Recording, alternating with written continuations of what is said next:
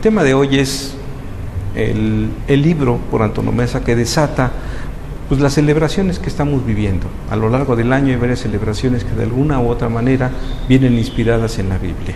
¿Pero qué es la Biblia? Yo creo que en muchos círculos intelectuales es hasta de mal gusto leer la Biblia.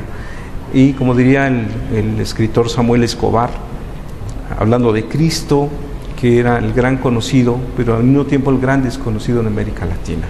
Podríamos decir también que pasa lo mismo con la Biblia. La Biblia es el libro más popular, es el libro más impreso en el mundo, con millones y millones de tirajes, con versiones diversas y con fieles que se agrupan con ideas incluso antagónicas. Pero ¿qué es en sí la Biblia? La Biblia es un libro muy extenso que está compuesto de dos partes, el Viejo y el Nuevo Testamento, escrito en lo largo más o menos de unos 5,000 años por diversas personas, desde reyes hasta pastores, poetas y un sinfín de personajes que intervienen en su confección.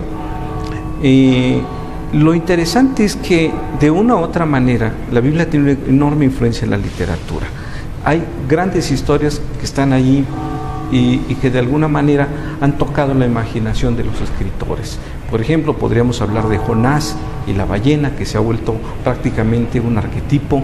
Podemos hablar también del Mar Rojo y de Moisés, cómo cruza las aguas, o bien un personaje que casi pareciera como de superhéroe, que es Sansón contra los filisteos, incluso la muerte de Sansón, su enfrentamiento con el león, a partir de una adivinanza que él encuentra, o bien su muerte cuando él mismo, ya ciego, ya preso de los filisteos, derrumba el templo tirando las columnas.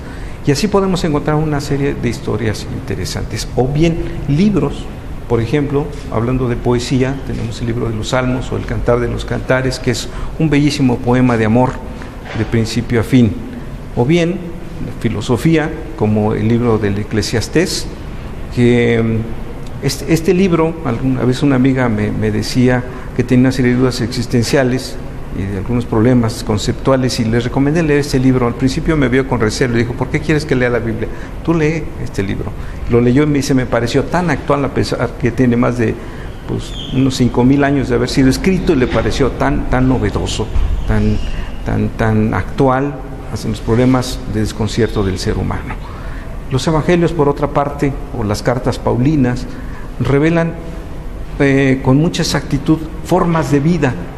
En el caso de los evangelios, que son 4, los relatos o las parábolas que utiliza Cristo, que son fórmulas literarias para poder ejemplificar algunas de las cosas que estaba enseñando, son relatos bellamente contados y algunos con una situación, podríamos decir, ejemplífica muy interesante.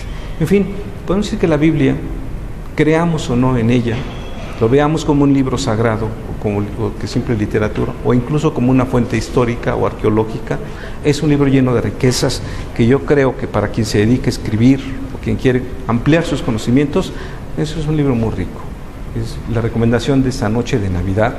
Ábranlo, lean el pasaje de Mateo o el pasaje de Lucas, que son los que específicamente hablan del nacimiento de Cristo, y vean realmente cómo es que está narrado. Quizá el que más detalles da es Lucas, que lo habla desde el punto de vista de los griegos.